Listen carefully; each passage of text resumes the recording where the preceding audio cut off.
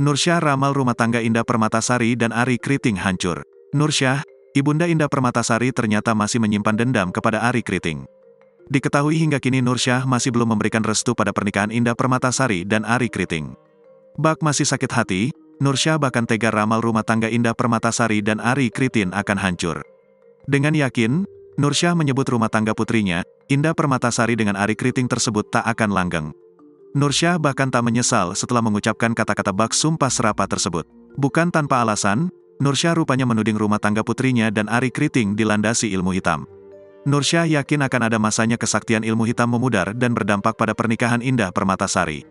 Ibu Indah Permatasari menyebut rumah tangga anaknya takkan berlangsung lama. Dalam siaran langsung Instagramnya, Nursyah mengaku tak menyesal meramal rumah tangga putrinya bakal bubar jalan.